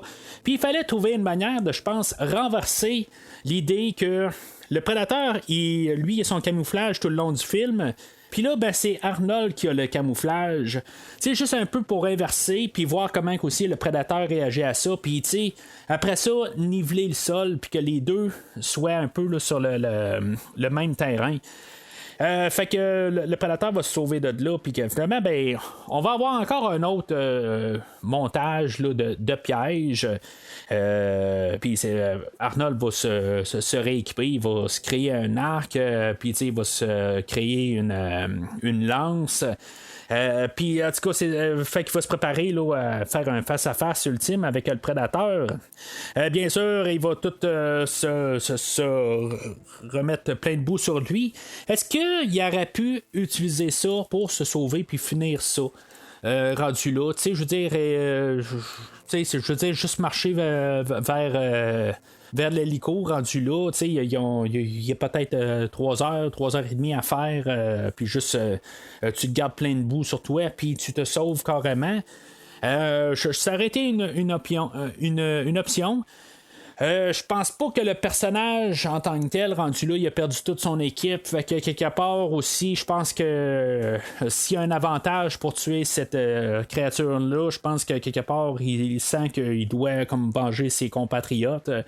Fait que on va y aller, je pense, sur le fait que c'est justifié. Le fait là, que oui, il aurait pu arriver puis juste se sauver rendu là. C'est sûr, ça n'aurait pas fait une fin triomphale là, pour un film d'Arnold, on s'entend. Puis, je veux dire, juste comme film en tant que tel, là, ça aurait fait comme le bureau est parti à la fin du film. Mais en bout de ligne, s'il n'était pas à la hauteur, je pense que probablement il aurait essayé. Rendu là, ça aurait été sa seule option. Mais là, le fait que justement, là, il a trouvé une manière de pouvoir combattre, au moins de pouvoir se cacher, puis pouvoir être sur le même terrain que le prédateur, ben là, c'est le temps là, d'être sur l'offensive, puis au pire, là, venger là, tous ses camarades. Fait que, si on regarde vraiment là, comme par détail, la boue assèche sur Arnold. Puis, tu sais, le prédateur, c'est sûr qu'il est pas en train de regarder Arnold parce que il sait pas où ce qu'il est. Fait que il doit chercher ou je sais pas trop quoi. Là, le prédateur est peut-être aussi aller prendre un somme, quelque chose de même. Mais tu sais, Arnold va faire un feu puis va se garder à côté du feu. Tu sais, je le sais pas. Tu sais, il y a des affaires là-dedans, je comprends qu'il faut qu'il voit. Mais je pense que Arnold aurait dû arriver puis juste comme se cacher pour la nuit puis attendre le jour. Rendu là, ça aurait été à l'avantage d'Arnold. Puis encore au désavantage du prédateur. Je comprends que Arnold aurait dit bon ben il faut que je dorme, il faut que je me repose. Mais je veux dire, au moins juste trouver des buissons, se couvrir de boue, ça aurait séché sur lui, sauf qu'il aurait été sous des buissons. Rendu là, je pense qu'il aurait pu survivre une nuit. Rendu là, puisque le prédateur a perdu sa trace. Mais en tout cas, Arnold, à partir de là, va faire un gros feu pour attirer le prédateur puis faire de la clarté, justement, comme je dis, ça aurait aidé beaucoup à Arnold de faire ça le jour. Peut-être pour les effets spéciaux, c'était plus facile de faire ça la nuit. Puis ça, je comprends ça aussi, là, au point de vue technique. Fait que on a vu le prédateur là, où lui aussi de son bord il se préparait puis dans le fond il y avait sa collection de trophées là, puis on a vu Billy là, qu'on savait pas exactement comment il est mort, ben on n'a pas besoin, on comprend là, qu'il y a eu le dessus puis que on a vu que le prédateur avait un genre là, de lame qui sortait du bras là, puis que probablement qu'il l'a embroché. Scène qui est quand même assez cool là, où on va voir là, la fin là, de Billy dans le fond, qu'est-ce qu'il fait avec là, il va comme y arracher là, la colonne vertébrale puis ça va ramasser le crâne, tout ça, c'est dégueulasse mais je veux dire c'est vraiment cool à voir là, comme idée, mais tu sais, pourquoi qu'il y en a qui enlèvent toute la peau, puis il y en a qui arrachent la crâne? Il y en a que c'est une question de trophée, j'imagine, puis il y en a qui valent pas la peine. Ça a l'air que toutes probablement tous les compatriotes à Arnold ont valu la peine. On voit que même il y a probablement Mac qui a été qui l'a transformé en trophée parce qu'il y a un crâne là, qu'il y a un trou dedans. Mais en tout cas, ça laisse quand même à l'interprétation, mais je veux dire, dans le fond, c'est la collection de trophées qu'il doit ramener chez lui. Là, je parle pas là, des suites puis des affaires qu'on se pose dans les suites autant que possible. Là, j'essaie de pas être influencé aussi là, par les suites quand je parle aujourd'hui. Là, mais en tout cas, c'est toutes des choses là, qu'on peut supposer quand même en regardant le film d'aujourd'hui. Fait que c'est ça, fait que là voyons, Arnold va réussir à faire un gros cri pour attirer le prédateur. Le prédateur il va arrêter sur ses tracks puis il va se retourner de bord puis il va sortir son rayon. Puis ça, j'ai comme jamais vraiment compris exactement pourquoi il fait ça. C'est comme il va justement pointer sur son rayon laser, il va pointer comme ses lames qu'il a dans son bras. Pourquoi il va pointer ça exactement, je sais pas pourquoi. Mais c'est ça, fait que finalement, il va essayer là, de rejoindre où il y a le feu, puis essayer de comprendre là, où ce que Arnold est alentour. Il ne le voit pas, mais il va arriver, puis il va atterrir juste à côté d'Arnold. Bien sûr, c'est un film, puis il faut mettre l'attention. Fait que quelle meilleure manière là, d'avoir notre acteur qui est caché, mais que le tueur est juste à côté de lui. Ça fait très slasher, on s'entend. On a vu ça là, dans les Vendredi 13 là, amplement là, rendu en 1987. Il y a un petit moment drôle, mais sans vouloir l'être. Il y a Arnold qui va faire le Tarzan, puis il va sauter là, dans un autre arbre. Puis on voit comme un peu le prédateur comme se poser une question de qu'est-ce qui vient de se passer exactement. Je sais pas c'est quoi. Mais je trouve ça drôle quand même, rendu là, parce que le prédateur, on voit quasiment le point d'interrogation se passer là, apparaître en haut de sa tête. C'est pour ça que Arnold le voit. Il voit le point d'interrogation, mais il voit pas l'ombre, peut-être. Finalement, c'est ça. Il y a l'ombre du prédateur là, qui se promène là, sur le tronc d'arbre là, pour qui passe là, par-dessus le feu que Arnold a créé. Puis finalement, dans le fond, il y a un camouflage là, de Klingon là, qu'on avait vu dans Star Trek où c'est juste comme une image puis qu'ils ont comme distorsionné puis tout ça. Aujourd'hui, c'est plus facile à l'ordinateur. Là. C'était un petit peu plus compliqué dans le temps. Les acteurs on a Kevin Peter Hall là, qui fait l'acteur, là, qui fait le prédateur. Dans le fond, qu'il était invisible, je sais pas si c'était tout le temps lui. Il y a des affaires qui sont faites là, avec des gymnastes. Puis, ils n'ont pas besoin là, d'avoir nécessairement là, la soute du prédateur pendant qu'ils font des choses invisibles, on s'entend. Sauf que c'est ça, le prédateur pendant tout le film, puis c'est dans le fond, les acteurs ont vu ça, là, que le prédateur, la soute était rouge pour contraster avec toute la jungle. Mais en voyant le prédateur, c'est sûr qu'ils ont eu un peu de misère là, à se faire prendre au sérieux, rendu là. Ce qui est normal en bout de ligne, mais il faut se remettre en 1987, ça, c'est bien important d'avoir quelqu'un qui se promène en saute rouge, mais on dit comme c'est ridicule. Il y a quelqu'un qui est dans une saute rouge, qu'est-ce que tu veux faire avec ça? C'est pas qu'on prenne ça au sérieux. Mais c'est ça, après ça, avec la personne en saute rouge, mais c'est là où qu'on retouche un peu là, le négatif là, ou la pellicule, puis après ça, on s'arrange là, pour faire l'effet là, du prédateur invisible. Mais c'est ça, ça le nuit un peu là, aux acteurs, un peu, puis leur crédibilité là, du projet. Mais on va s'en débarrasser. Parce que c'est ça, Arnold, il réussira pas à tirer directement sur le prédateur, mais sauf que ça va endommager là, son système là, d'occultage, puis il pourra plus disparaître à partir de là. Ça montre qu'ils vont être un peu sur le même pied. C'est sûr que le prédateur va toujours être plus fort rendu là. Éventuellement, le prédateur et Arnold là, vont se ramasser face à face. Arnold va se faire tirer là, dans un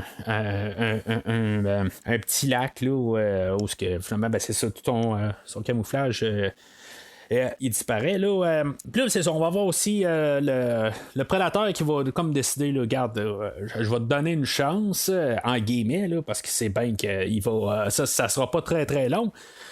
Le prédateur va décider d'enlever son masque, puis dans le fond, au lieu de voir bleu, il va voir rouge, mais il voit absolument rien. On s'entend que lui, il sait, il comprend, il vit là-dedans tout le temps. C'est comme quelqu'un de sourd qui il sait comment réagir, comment qui est habitué là, avec son environnement, tout ça, comment y aller, puis tout ça.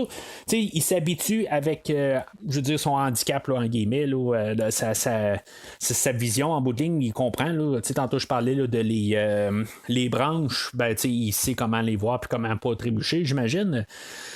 Mais c'est ça, fait que on voit absolument rien dans l'écran, honnêtement. Là, même Arnold est très dur à déchiffrer là, dans qu'est-ce qu'on voit, mais on peut comprendre là, qu'il se fait ramasser. Puis que même Arnold essaie de donner des coups, puis ça donne absolument rien. le prédateur, c'est carrément là, un Terminator rendu là. Il va juste s'amuser avec Arnold un peu. Finalement, ben, après quelques coups, ben, il va décider que c'est assez. Puis il va même sortir là, ses griffes. Puis finalement, ben, le prochain coup va être fatal.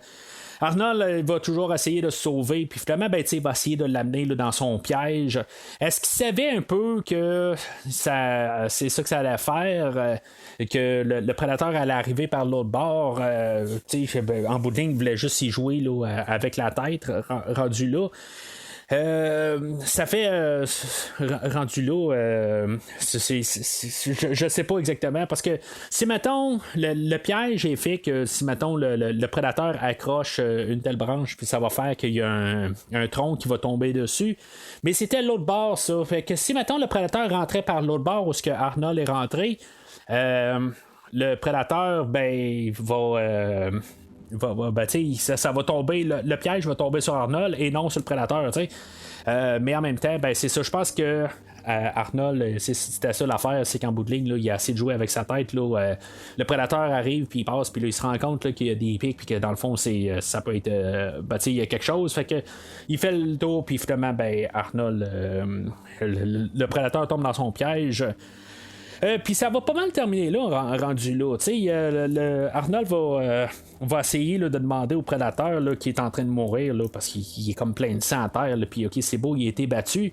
Puis il va comme il dit, t'es quoi, toi? Je veux dire, si maintenant il peut essayer de comprendre ou quelque chose de même, s'il peut essayer là, de dialoguer avec, il n'y aura pas de dialogue rendu là. Le prédateur va comme rejouer là, un clip audio. C'est-tu lui qui va parler vraiment de sa voix ou c'est pas très clair rendu là parce qu'il prend vraiment comme la voix à Billy, mais ça a l'air à sortir de sa bouche. C'est quoi exactement là, ses cordes vocales au prédateur?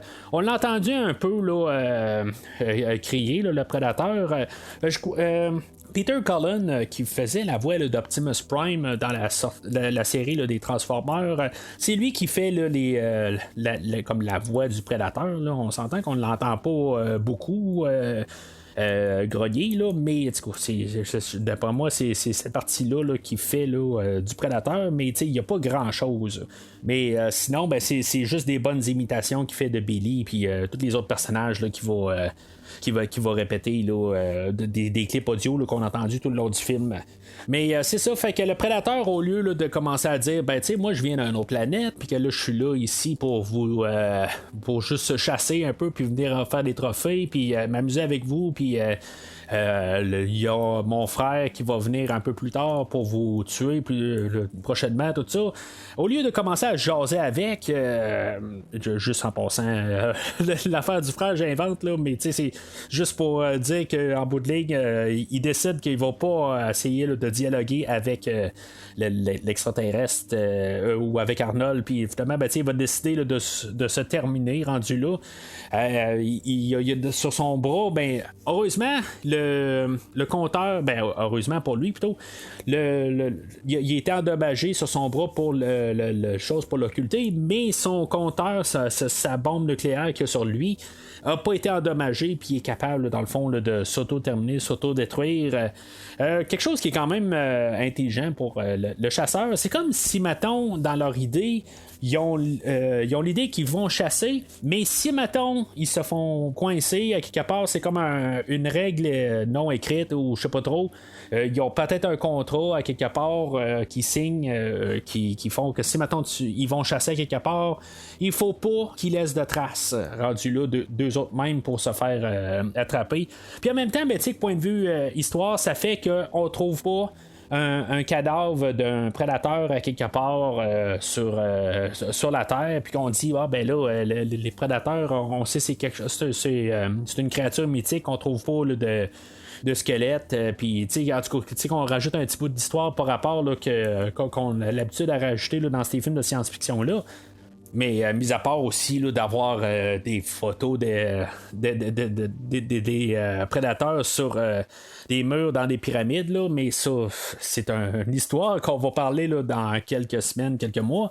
Alors, le prédateur, une fois qu'il s'est autodétruit, ben, il reste juste Dutch qui a survécu à tout. Ça donne un point de repère pour l'hélicoptère pour qu'il retrouve Dutch. Puis ça termine là, dans le fond. C'est vraiment assez direct comme fin. Juste une petite dernière anecdote. Le pilote de l'hélicoptère, c'est le prédateur en tant que tel. C'est lui qui a fait le prédateur dans les dernières scènes, Kevin Peter Hall. Fait que ça termine de même, puis on sait que Anna a réussi à se sauver. Mais tu sais, je pense que même si ce film-là aurait été écrit plus même ça aurait pu être écrit là, dans ce temps-là, puis je trouve que c'est le fun qu'on n'a pas été un peu là, dans cette lignée-là. Anna qui s'est sauvée après avoir le prédateur court après Arnold. Je suis quand même surpris qu'à quelque part, on n'a pas trouvé une manière là, que le prédateur a rattrapé Anna, mais il l'a pas tué parce que qui n'est pas dangereuse pour lui. Mais qu'à quelque part, qu'elle n'a pas été mise dans un genre là, attachée à la manière prédateur, là, dans une genre de cage prédateur, quelque chose de même là.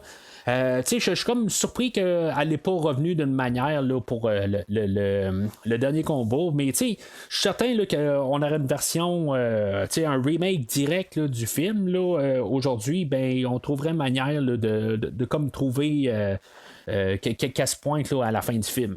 Oui, on va avoir un genre de remake là, plus tard là, dans la franchise, on va en reparler dans ce temps-là, mais je fais juste ouvrir l'idée là, que je serais pas surpris que si mettons on déciderait de faire The Predator Remake, ça serait ce qu'elle reviendrait pour la fin là, mais avec au pire avec d'autres influences là, sur l'idée de vraiment qu'elle soit juste là pour être puis on le ferait pas là, dans le monde là, féministe d'aujourd'hui, je comprends.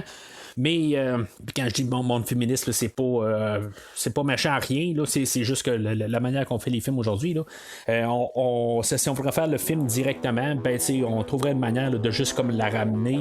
Puis que finalement, quand Dutch bat le prédateur, que finalement il peut la libérer.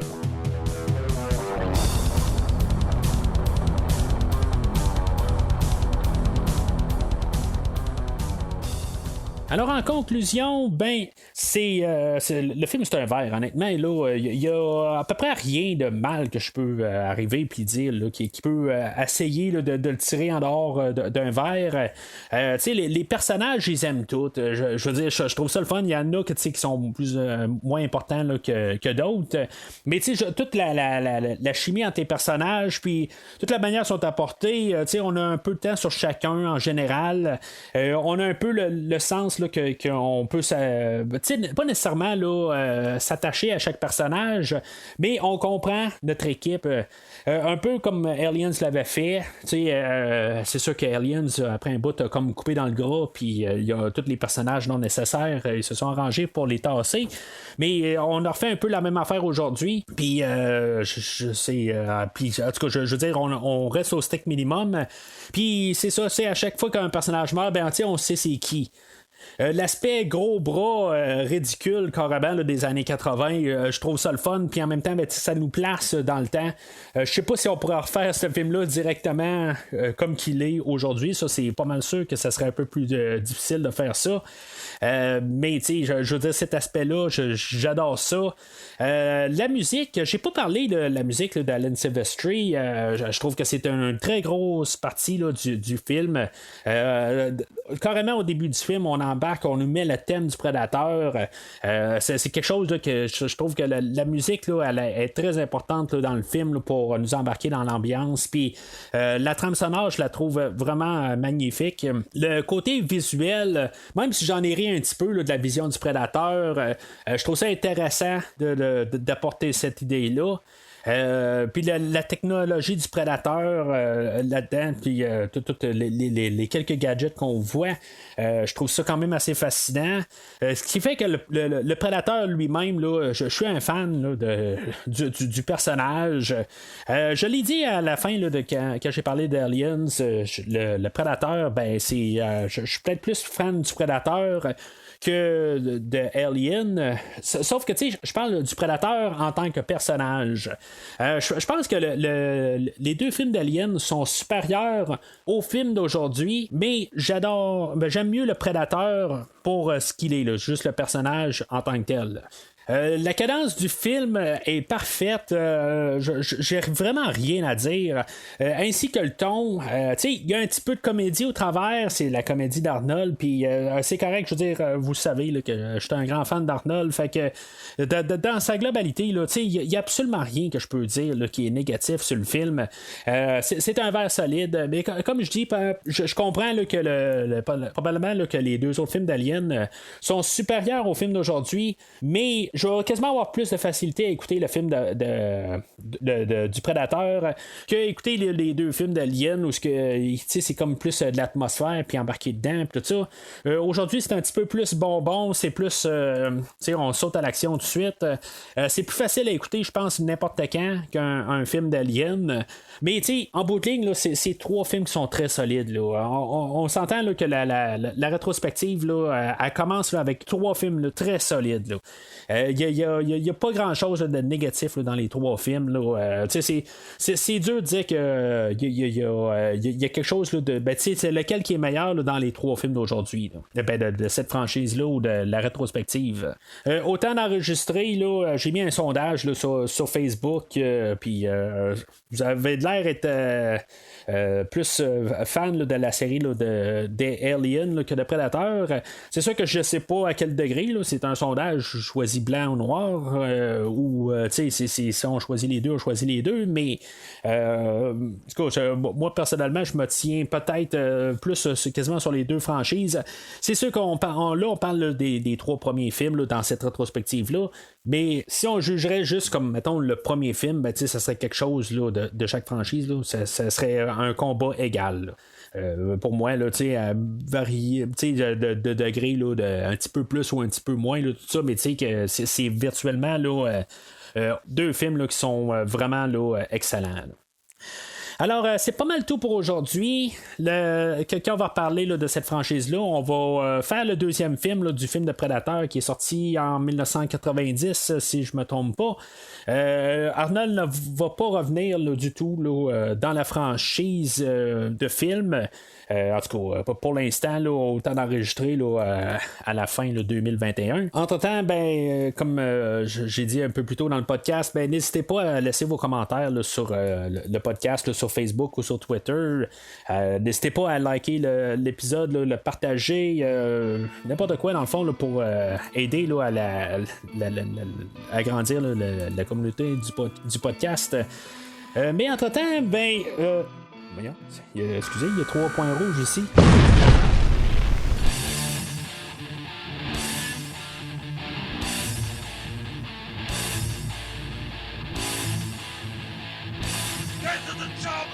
Merci d'avoir écouté cet épisode de Premier Visionnement.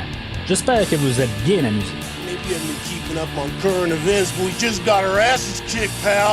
Revenez-nous prochainement pour un nouveau podcast sur un nouveau film. It's a robot. She's a goddamn robot. N'hésitez pas à commenter l'épisode d'aujourd'hui sur Facebook et Twitter et en même temps, joignez-vous au groupe de discussion sur Facebook. Vous voulez voir le catalogue complet du podcast?